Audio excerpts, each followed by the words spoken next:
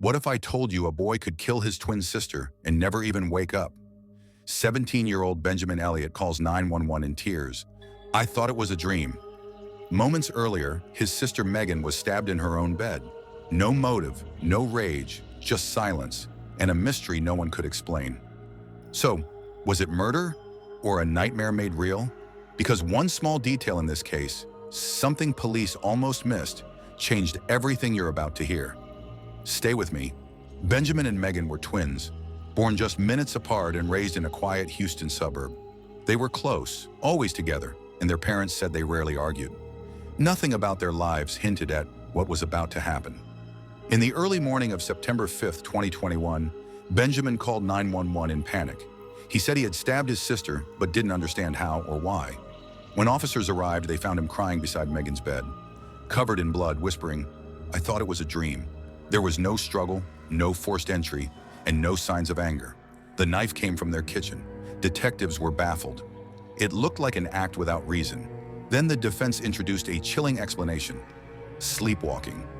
Benjamin had a history of it as a child, sometimes wandering the house without waking up.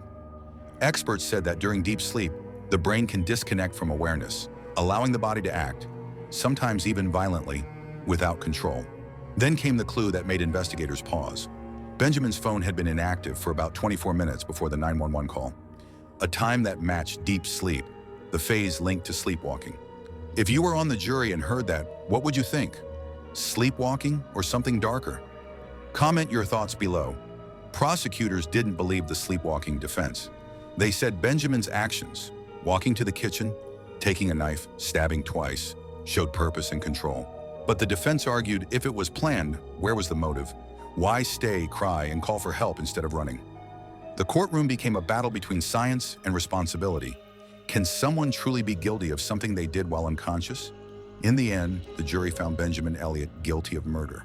He was sentenced to 15 years in prison. He still insists he remembers nothing, only waking up to blood on his hands and his sister's fading voice. If your own mind can betray you in your sleep, how safe are any of us from ourselves? Was Benjamin truly sleepwalking, or was it the perfect excuse?